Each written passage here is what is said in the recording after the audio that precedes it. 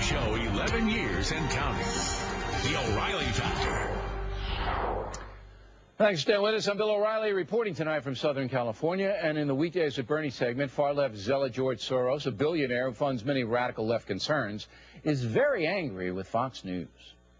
Fox News makes a habit. It has imported the methods of George Orwell, newspeak, where you can tell the people falsehoods and deceive them. And you wouldn't believe that an open society and a democracy, these methods can succeed. But actually, they did succeed. They succeeded in Germany, where the Weimar Republic collapsed and you had a Nazi regime follow it. Now, you may remember that a group of left-wing rabbis, the Jewish Funds for Justice group, took out a full-page ad in the Wall Street Journal recently criticizing Fox News for referencing Nazi Germany. So, of course, we expect to see another ad from the rabbis shortly hammering Soros. Joining us now to react from Miami, the purveyor of BernardGoldberg.com, Mr. Goldberg. Here's what I don't understand. Every once in a while, Soros comes down from his plush boardroom or his private jet lands near CNN headquarters, and he gets out and he says his dopey stuff. Why? He's not changing anybody's mind, is he? No, I don't think that's what motivates him. I think he, honest to God, believes every syllable of what he said. I think if you hooked Mr. Soros up to a lie detector while he made that statement, I don't think the needle would dance one bit. But I'll tell you, it takes two to tango, and he did that interview with a supposed journalist for CNN, a supposedly middle-of-the-road news organization named Fareed Zakaria. And when he said those things, Zakaria didn't ask him one challenging question. When Soros said that Fox is basically inherently dishonest, Zakaria didn't say, well, aside from your dispute with Mr. Beck, Glenn Beck, can you give me an example or two of this dishonesty? When he made the insane statement that Fox's supposed dishonesty might open the way for an American fascist dictatorship. I mean, think about that. Zakaria never said, really? Really, Mr. Soros? So Soros says these things because he believes them. He's a man of the left. We shouldn't expect anything different. But Zakaria is supposedly a journalist, and a journalist doesn't just sit there like a bump on a log when somebody is making crazy statements like that.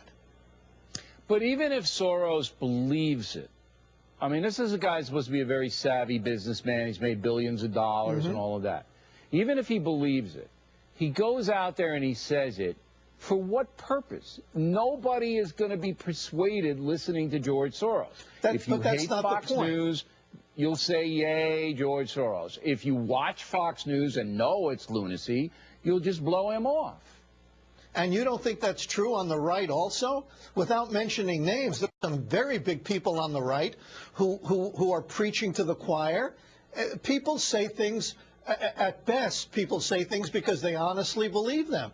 And I'm going to give George Soros credit for believing his craziness.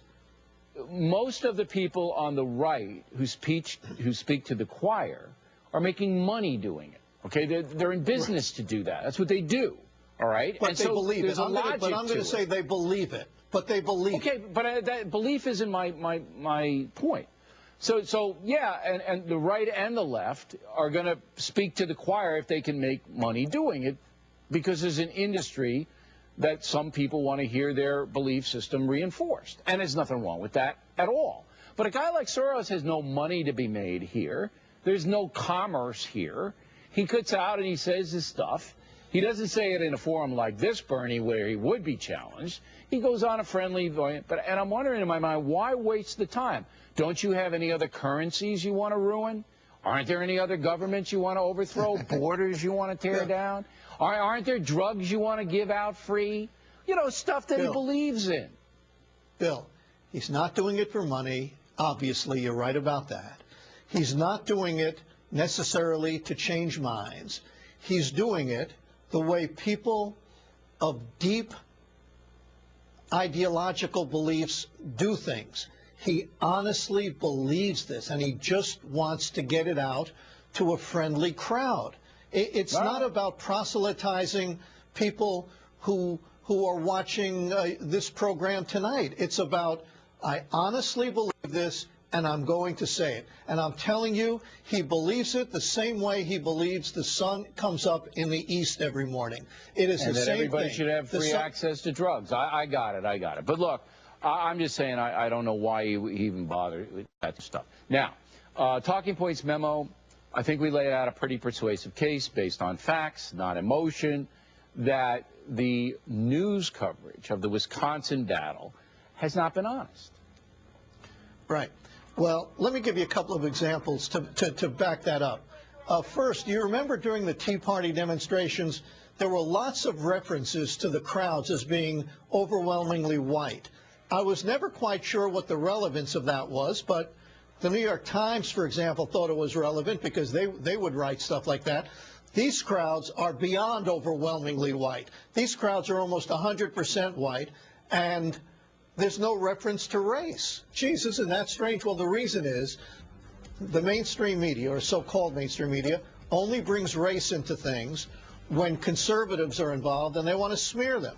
So that's one thing. I'm real hearing quick music. On the Are we second done? one, real quick. No, I got 15. Go ahead.